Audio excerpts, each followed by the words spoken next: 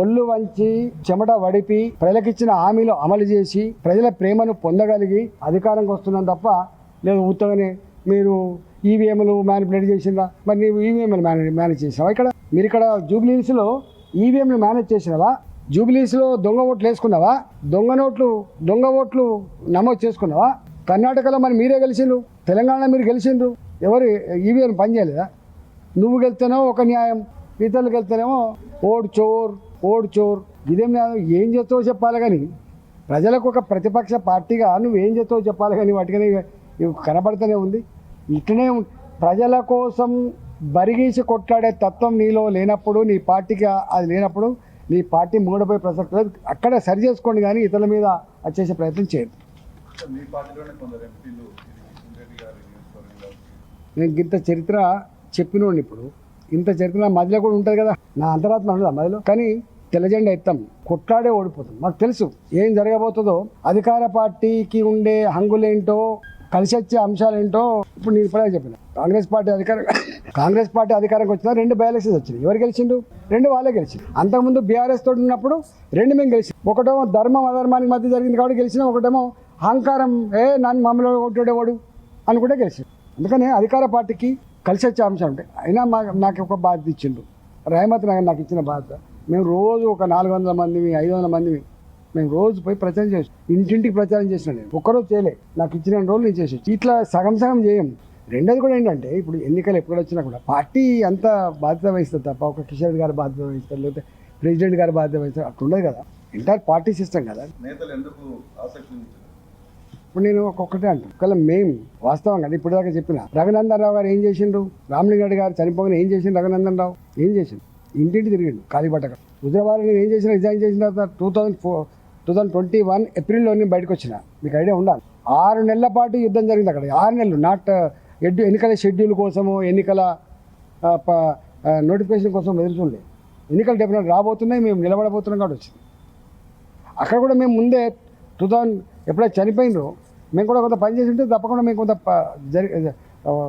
మంచి జరిగే ఆస్కారం ఉంటుండే మేము చివరి మినిట్ వరకు కూడా క్యాండిడేట్ ప్రకటించలేదు కాబట్టి డెఫినెట్గా వాళ్ళకు అడ్వాంటేజ్ అయింది అది దాచుకునేది ఏముంది ఎందుకు అడ్వాంటేజ్ అయిందంటే అందుకని అప్పటికే వాళ్ళు చనిపోయినటువంటి వాళ్ళు సానుభూతితో ఏడ్చుకుంటూ వాళ్ళు తిరిగిండ్రు మీకు తెలుసు అధికార పార్టీ కాబట్టి లోపల ఏం చేసుకున్నారు వాళ్ళు చేసుకున్నారు ఇది గెలవకపోతే నా ప్రభుత్వం ఉంటుందా ఉండదు అనేటువంటి భావన వాళ్ళకుండే అరే నా ఉన్న సీటు ఓడిపోతే నా ప్రతిష్ఠ నా పార్టీ గంగలు కలిసిపోద్దనే భావన వీళ్ళకుండే సీరియస్నెస్ ఉంటుంది కదా కేంద్ర మంత్రి ఉన్నాడు కిషన్ రెడ్డి గారు ఆయన సొంత నియోజకవర్గం కిషన్ రెడ్డి గారికి బాధ లేదా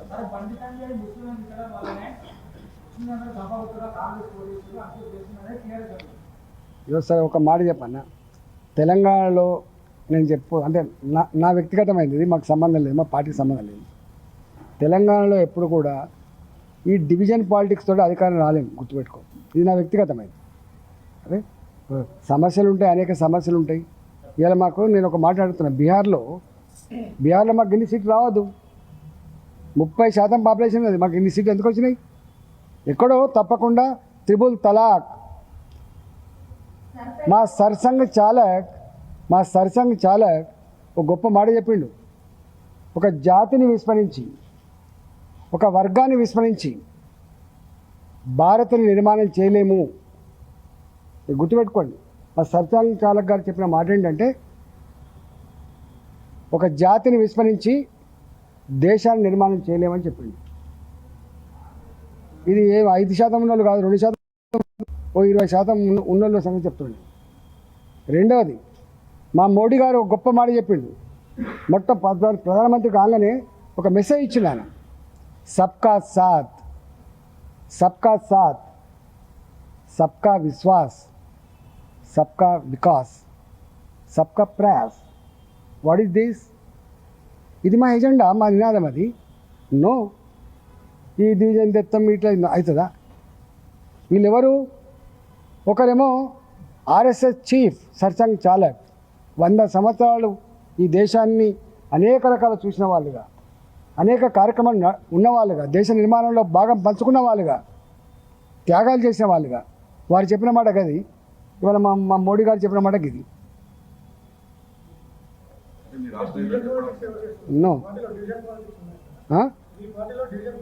మాకు దాంతో అధికారం వస్తానే పాలసీస్ లేవు.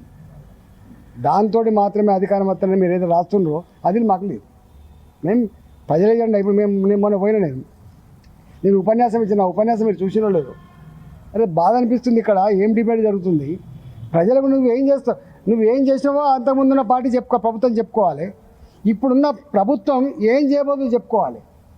ఇగో ఈ డ్రైనేజ్ వ్యవస్థ మంచిగా చేస్తాం, మీకు డబుల్ బెడ్రూమ్లు ఇస్తాం, మీకు ఎంప్లాయ్మెంట్ కల్పిస్తాం, ఇగో మీకు ఈ లోన్లు ఇస్తాం, మిమ్మల్ని ఆదుకుంటాం, ఇవి చెప్పాలి కదా. ఎన్నాళ్ళు జరుగుతుంది? కులం పునాది మీద, మతం పునాది మీద రాజకీయాలు పర్మనెంట్ నడవవు. ఇది నా వ్యక్తిగత అభిప్రాయం. నేను వేరే వాళ్ళని విమర్శిస్తలేను.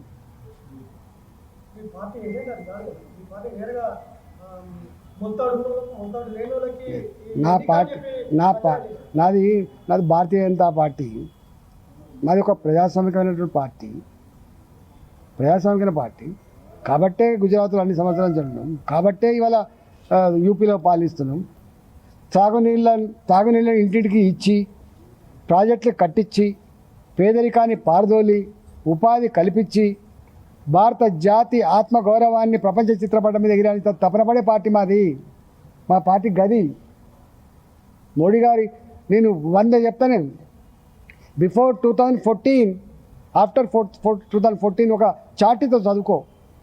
అసలు ఇన్ఫ్రాస్ట్రక్చర్ రంగంలో, రైల్వే స్టేషన్ల నిర్మాణంలో, ఎయిర్పోర్ట్ల నిర్మాణంలో, AIIMS, all India institute of medical sciences నిర్మాణంలో, ఇవాళ మన రూర్కెలా, బాంబే లాంటి దగ్గరనే ఉండే ఐఐటీలు, ఇవాళ ఎన్ని వచ్చినాయి ఐఐటీలు. ఇవాళ భారత్ ఎటువైపు పోతుంది? ఇవాళ స్వయంగా చంద్రమండలం మీద అడుగుపెట్టేటువంటి స్థాయికి ఎగినటువంటి భారత్ ఇది. That is Bharat today under the leadership of Modi. అక్కడ ఉంటే ఎక్కడి 11th ఎకానమీ, ఎక్కడి 4th ఎకానమీ.